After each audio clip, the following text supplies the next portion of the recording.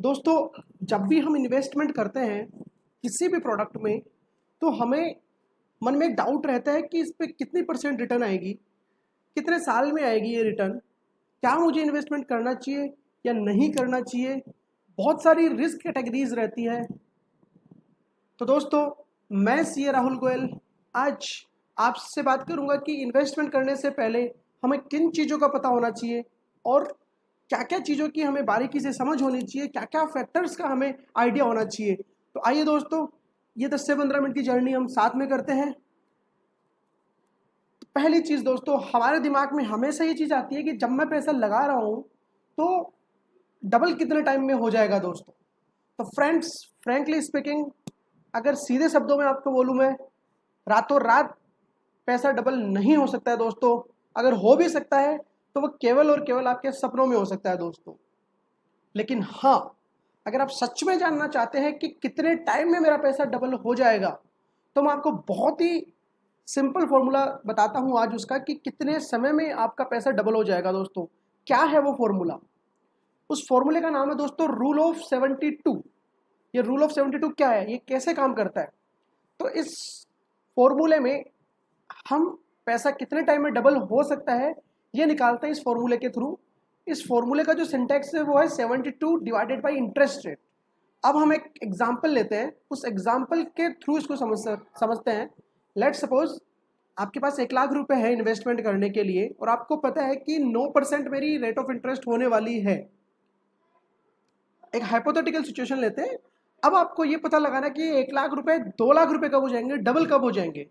तो जब हम इस फॉर्मूले को यूज करेंगे, फॉर्मूला क्या कहता है, we have to divide 72 by rate of interest. तो 72 divided by rate of interest, that is 9%, means 8 years. तो अगर आप किसी प्रोडक्ट में इन्वेस्ट करते हो और उसमें रेट ऑफ इंटरेस्ट 9% है, तो it will take 8 years to get it double. तो 8 साल में आपके 1 लाख रुपए से 2 लाख हो जाएंगे, मतलब 8 साल लगेंगे उसको डबल होने में। अब दोस्तों, कोई आपको कहता है कि मैं 2 साल में आपके पैसे डबल कर दूंगा, तो 2 साल में पैसे डबल कर देगा, तो इस फॉर्मूले में अपन वो चीज पुट करते हैं तो निकल के आती है अपनी रेट ऑफ इंटरेस्ट 36%। 2 साल में किसी भी पैसे को डबल करने के लिए रेट ऑफ इंटरेस्ट मिनिमम होनी चाहिए 36%। 36% रेट किसी प्रोडक्ट पे होना, किसी इन्वेस्टमेंट प्लान पे होना, it is a kind of A scam और ए फ्रॉड। तो आपको उस चीज का ध्यान रखना है दोस्तों। अगर आपसे कोई बोलता है कि मैं 2 साल में आपका पैसा डबल कर दूंगा या 1 साल में डबल कर दूंगा, तो rate of interest would be very very very very very high. तो ये थोड़ा सा मुश्किल वाली बात है कि इतनी जल्दी पैसा डबल हो जाए, तो आपको थोड़ा सा उसमें वास्तविक होना पड़ेगा। मैं आपको ये फॉर्मूला क्यों समझा रहा हूँ? ये फॉर्मूला मैं आपको इसलिए समझा रहा हूँ कि इन्वेस्टमेंट करने से पहले आपको थोड़े रियलिस्टिक होना पड़ेगा, आपको वास्तविकता में जाना पड़ेगा। कोई आपको बोल रहा है कि 36% रिटर्न दे दूंगा, 2 साल में पैसा डबल हो जाएगा, तो प्लीज़ उन सब चीज़ों से आपको बचना चाहिए। तो this is the first thing जो आपको जानने की ज़रूरत है, रूल ऑफ 72। सेकंड सेकंड हम बात करते हैं दोस्तों मैजिक ऑफ कंपाउंडिंग। कंपाउंडिंग आप सबने सुना है दोस्तों। कंपाउंडिंग के बारे में हम सब ने सुना है, बट क्या कभी आपने उसको अप्लाई किया है? आप बोलोगे हाँ, हमने उसको अप्लाई किया है। चलो, जिसने नहीं भी अप्लाई किया है उसके लिए भी है ये वीडियो। तो जिसने अप्लाई किया है, क्या उन्होंने इसका मैजिक देखा है? अगर आपने इसका मैजिक देखा है, अगर आप जानते हो, तो वेल इन गुड, आपके लिए ये वीडियो यहीं खत्म हो जाती है। बट जिसने अप्लाई ही नहीं किया ये फॉर्मूला, या जिसने अप्लाई किया बट इसका मैजिक नहीं देखा है, तो प्लीज मेरे साथ आइए दोस्तों। सबसे पहले मैं आपको बेसिक अंडरस्टैंडिंग देता हूं कंपाउंडिंग की। आई नो आप सबको पता भी होगी, बट जिनको नहीं पता उनके लिए कंपाउंडिंग का मतलब होता है दोस्तों कि आपने लेट सपोज 1 लाख रुपए लगाए, 1 साल के बाद में आपको 10% से 10,000 रुपये आपको इंटरेस्ट प्राप्त हुआ। तो कंपाउंडिंग क्या बोलती है कि आपको उस 1 लाख जो प्रिंसिपल है वो तो आपका इन्वेस्टेड रहेगा ही रहेगा, जो ईयरली आपको रिटर्न आ रही है उस इंटरेस्ट को, उस रिटर्न को भी इन्वेस्ट करो, और उस इंटरेस्ट पे भी इंटरेस्ट कमाओ। कि प्रिंसिपल पे भी हमें इंटरेस्ट कमाना और इंटरेस्ट पे भी इंटरेस्ट कमाना है। तो जो भी रिटर्न आपके साल दर साल होती जा रही है, ईयर टू ईयर होती जा रही है, keep reinvesting that amount and keep earning money on interest and on the principal as well. तो इस टाइप से जब आप करते रहोगे, तो एट द एंड में जाके 5 साल बाद, 10 साल बाद, जो भी आपका लॉन्ग टर्म पीरियड है, उसके बाद आपके हाथ में एक बड़ा अमाउंट आपके हाथ में होगा। You would see a huge money in your hands. अब आप बोलोगे कि ठीक है, दिस इज क्वाइट नॉर्मल, इसमें कौन सी बड़ी बात है, इसमें मैजिक कहाँ हुआ। ठीक है, मैजिक दोस्तों जब तक हम कुछ एग्जांपल्स नहीं लेंगे तब तक आपको मैजिक समझ में नहीं आएगा दोस्तों। मैजिक के लिए दो चीज़ों की जरूरत होती है। आप जब भी कभी जादू देखने जाते थे, मैजिक देखने जाते थे, तो डेफिनेटली उस जादूगर के हाथ में कुछ ना कुछ चीज़ तो होती थी, उसके बेसिस पे वो आपको जादू दिखा पाता था, या नहीं भी होती थी तो वो बाद में लाता था, वो चीज़ जादू के थ्रू लाता था। तो हमें क्या चीज़, दो चीज़ों का ध्यान रखनी है दोस्तों। दो क्या कॉन्सेप्ट है मैजिक के, कि आपको इन्वेस्टमेंट अर्ली करना है, start early. Second thing, keep री इन्वेस्टिंग। आइए दोस्तों इसके बारे में हम डिटेल से बात करते हैं कि ये है क्या। कुछ एक एग्जांपल्स के साथ बात करते हैं, स्टार्ट अर्ली एंड कीप री इन्वेस्टिंग। सबसे पहले हम बात करते हैं दोस्तों कीप री इन्वेस्टिंग और स्टार्ट अर्ली, दोनों का कंबाइंड एक मैं आपके सामने एक एग्जांपल लेके आया हूं कि आपने 1,00,000 रुपए इन्वेस्ट किए। तीन केसेस हैं, आपने 10 साल के लिए इन्वेस्ट किए, 20 साल के लिए इन्वेस्ट किए, 30 साल के इन्वेस्ट किए। ठीक है, रेट ऑफ इंटरेस्ट एक बार के लिए मान लेते हैं 10%। अब कीप री इन्वेस्टिंग का क्या मतलब है दोस्तों, कि जो आपके पास इंटरेस्ट आ रहा है उस इंटरेस्ट को भी आप वापस इन्वेस्ट करते जाओ। ठीक है, तो जब आप 10 साल के लिए इन्वेस्ट कर रहे थे 1,00,000 रुपए को, रिटर्न अपन मान रहे हैं 10%, तो फ्रेंड्स आप उसमें अर्निंग कर रहे हो 2,36,436 की। अगर आप वही अमाउंट 2 साल के 20 साल के लिए इन्वेस्ट कर रहे हो, कीप इन्वेस्ट करते जा रहे हो, उसके आप उस इंटरेस्ट को बार बार इन्वेस्ट करते जा रहे हो, तो 20 साल तक अगर आप ऐसा करते हो तो यू विल गेट 5,60,000, 5,60,000 रुपए। अगर 30 साल तक लिए जाते हो तो यू विल गेट 13,26,000। तो आप देख सकते हो दोस्तों, इस ग्राफ की मदद से आपको क्लियर ये चीज समझ में आ रही होगी। अगर मैं री इन्वेस्टिंग करते जा रहा हूं, अगर 10 साल तक के लिए कर रहा था तो मेरा ग्राफ बड़ा छोटा सा था, 20 साल के लिए कर रहा हूं तो मेरा ग्राफ उससे बड़ा है, बट अगर मैं 30 साल के लिए कर रहा हूं तो एकदम से बूम, मेरा ग्राफ बहुत ऊपर पहुंच गया। मतलब 10 साल के 3 गुने से भी ज्यादा पे आपका वो ग्राफ जा रहा है दोस्तों। तो इससे ये चीज आपको समझ में आ रही होगी कि कीप री इन्वेस्टिंग में कैसे कंपाउंडिंग मैजिक करता है दोस्तों। एक और एग्जांपल मैं लेके दिखाता हूं आपको कि आपका कोई टारगेट है कि 50 साल में मुझे कोई XYZ अमाउंट रिसीव करना है, एक कॉर्पस मेरे को इकट्ठा करना है, बहुत बड़ा कॉर्पस इकट्ठा करना है, तो मुझे क्या करना चाहिए। मैंने मैजिक ऑफ कंपाउंडिंग में आपको दो चीजें बताई थी, उसमें बताई थी स्टार्ट अर्ली एंड कीप री इन्वेस्टिंग।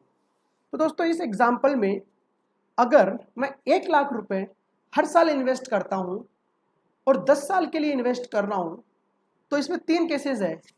जब मैं 20 ईयर्स का था तब मैंने इन्वेस्ट किए, 30 ईयर्स का था तब मैंने स्टार्ट किया, या फिर मैं 40 ईयर्स का था तब मैंने स्टार्ट किया।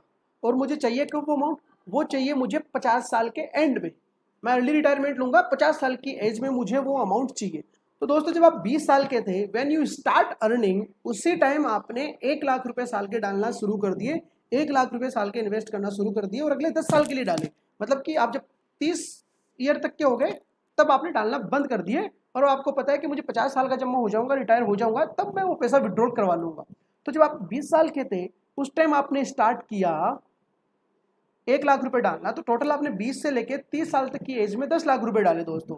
बट जब आप 50 साल के हो रहे हो तब आप वो अमाउंट विड्रॉ करवाने जा रहे हो, तो दोस्तों आपको मिलेंगे 1,10,00,000 रुपए, 1,10,00,000 रुपए आपको मिलेंगे। बट आप जब 20 के थे तब आपने इन्वेस्टमेंट शुरू नहीं किया। इस केस में अब आपने, जब आप 30 साल के हुए तब आपने इन्वेस्ट शुरू किया, और 30 से लेके 40 तक आप 1-1 लाख रुपए हर साल 10 साल में 10 लाख रुपए इन्वेस्ट किए, और उसके 10 साल बाद, मतलब जब आप 50 साल के हो गए तब आप अमाउंट विड्रॉ करवाने जा रहे हो, तो आपको अमाउंट मिलेगा 42,63,000, 42,63,000 रुपए। थर्ड केस में जब आप 20 साल के थे तब भी आपने इन्वेस्ट शुरू नहीं किया, जब आप 30 साल के थे तब भी आपने इन्वेस्ट शुरू नहीं किया, जब आप 40 साल के हो गए दोस्तों तब आपने इन्वेस्टमेंट शुरू किया।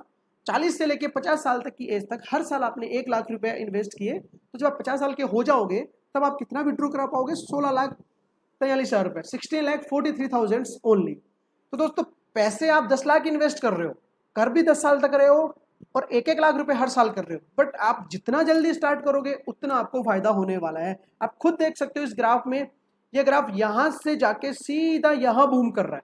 अगर 20 साल की उम्र के आप हो, उसी टाइम आपने इन्वेस्ट कर दिया, तो आप ये अमाउंट रिसीव कर रहे हो। मतलब 40 साल के थे तब 16 लाख, और 20 साल की में आपने शुरू किया तो 1 करोड़ 10 लाख, मतलब कि मोर देन 600%, 6 गुना से भी ज़्यादा अमाउंट आपको रिसीव होने जा रहा है दोस्तों।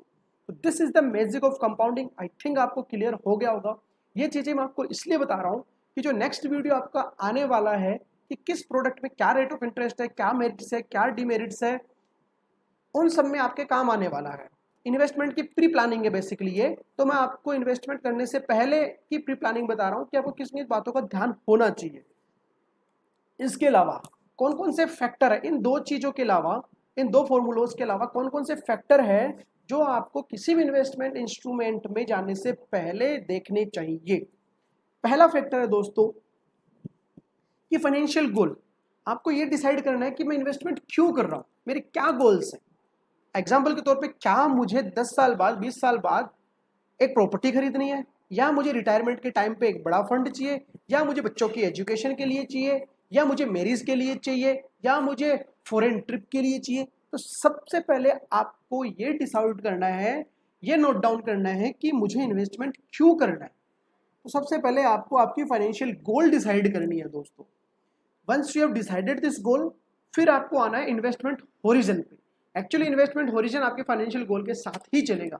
इन्वेस्टमेंट होरिजन क्या बोलता है कि आप कितने टाइम के लिए इन्वेस्ट करोगे या कितने टाइम तक के लिए इन्वेस्टेड रहोगे। ये डेफिनेटली डिपेंड करेगा आपकी फाइनेंशियल गोल पे कि मेरी फाइनेंशियल गोल है let suppose by a property, और उस प्रॉपर्टी को बाई करने के लिए मुझे लेट सपोज चाहिए 50 लाख रुपए, और मैं हर साल 5 लाख रुपए ही दे सकता हूँ। तो अब आपके पास एक आइडिया आ गया कि भैया 5 साल बाद या 10 साल बाद जब मुझे प्रॉपर्टी खरीदनी है उस टाइम मुझे 50-60 लाख रुपए चाहिएंगे। तो अब आप ये एक आइडिया लगा सकते हो कि मैं कितने टाइम पीरियड के लिए मुझे इन्वेस्टेड रहना है और कितना अमाउंट मुझे हर साल इन्वेस्ट करना है। फर्स्ट, आपको फाइनेंशियल गोल डिसाइड करनी है। सेकंड, इन्वेस्टमेंट होरिजन जो कि इंटरलिंक्ड है with financial goal. Third, tax benefit. बहुत बार ये होता है कि हम इन्वेस्टमेंट करते हैं केवल और केवल टैक्स बेनिफिट के लिए। उस केस में आपको टैक्स सेविंग इंस्ट्रूमेंट देखने हैं, जो कि मैं आपको अगले वीडियो में डेफिनेटली बताने जा रहा हूँ। या बहुत बार ऐसा भी होता है कि हम मनी अर्न करने के साथ साथ टैक्स बेनिफिट करना चाहते हैं, कि टैक्स बेनिफिट हो, वो आपको डिसाइड करना है। Fourth, investment risk. दोस्तों, this is very important crucial factor before investing in any instrument, कि आपको पता होना चाहिए कि आपकी टॉलरेंस कितनी है किसी भी रिस्क को लेने के लिए। एग्जाम्पल के तौर पे, अगर कोई सैलरीड पर्सन है, हो सकता है उसकी रिस्क बियरिंग कैपेसिटी, जो मार्केट रिस्क है, वो इतनी नहीं हो जितनी बिजनेसमैन की हो। रिवर्स भी हो सकता है, बट एज एन एग्जाम्पल मैंने बताया है। तो आपको आपकी रिस्क टॉलरेंस भी देखनी है कि मैं कहाँ तक की रिस्क बियर कर सकता हूँ। तो ये इन्वेस्टमेंट से पहले की बहुत ज़रूरी चीज़ है। उसके साथ साथ ग्रोथ। ग्रोथ से क्या मतलब है दोस्तों? ग्रोथ से मतलब ये है कि आपको ये देखना है कि आप जिस चीज़ में इन्वेस्ट करने जा रहे हो वो कितना ग्रो करेगा। अब इसका क्या मतलब हुआ? इसके लिए आपको उस पर्टिकुलर प्रोडक्ट की हिस्ट्री देखनी है, पास्ट परफॉर्मेंस देखनी है कि इसकी पास्ट परफॉर्मेंस कैसी थी। उसके बेसिस पे आप आइडिया लगा पाओगे कि ये इस क्या कितनी मुझे ग्रोथ दे जाएगा। अब ये पास्ट परफॉर्मेंस में क्या क्या देखना है अपने को, I will discuss each and everything with you in my next videos, in next coming videos. तो आपको ये पहली चीज़, रूल 72 आई बिलीव आपको समझ में आ गया होगा। उससे आपको एक आइडिया लग जाएगा कि कितने टाइम में आपकी मनी डबल हो सकती है अगर कोई XYZ इंटरेस्ट रेट आपको दे दी जाए तो। सेकंड, आपने कंपाउंडिंग का इफेक्ट देख लिया दोस्तों। कंपाउंडिंग यही सजेस्ट करती है कि जितना जल्दी हो सके आपको इन्वेस्टमेंट शुरू करना है और आपको इन्वेस्टमेंट करते रहना है, उस रिटर्न को इन्वेस्ट करते रहना है। थर्ड चीज़ मैंने आपको